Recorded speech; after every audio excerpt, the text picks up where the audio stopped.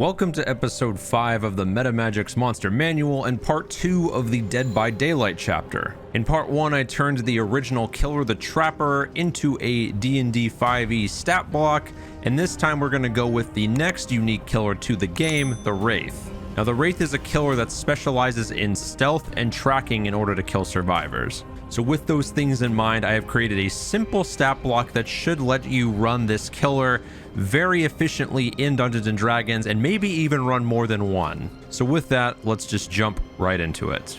To begin, the Wraith is classified as a large undead with the chaotic evil tag, as most of the killers in Dead by Daylight are. It has an armor class of 12, 100 hit points exactly, and a base movement speed of 35. The stat array doesn't showcase anything too crazy. The stats are mostly above average with the exception of charisma staying at 10.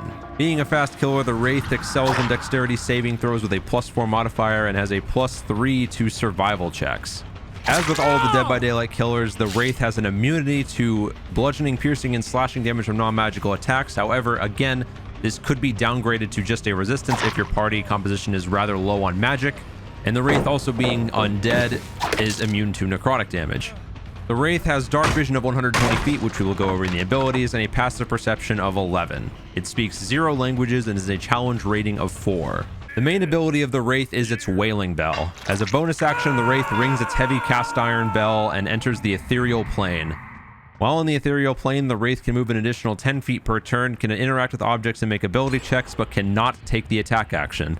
A DC 20 perception check is required to find the Wraith's location, and the Wraith may uncloak with another bonus action. For the Wraith's 3 perks, we start with Predator. The Wraith has advantage on survival checks when used to locate other creatures.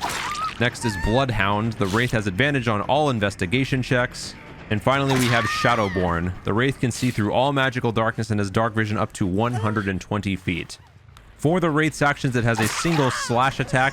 It is a +8 to hit, range 5 feet, 1 target, and deals 12 or 3d6 +2 bludgeoning damage.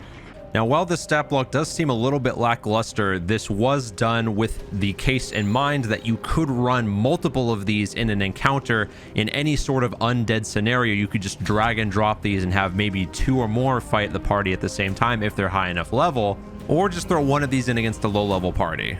But guys, that is how I would run the Wraith in D&D 5e. If you guys enjoyed this video, be sure to leave a like and let me know in the comments how you might change or alter this stat block. As usual, a link to the stat block will be in the description down below. It'll take you to my Twitter where you can download a picture of the stat block there. I do apologize for this video being out a little bit later than I normally upload on schedule, but I will try to have the next one of these out much sooner than that.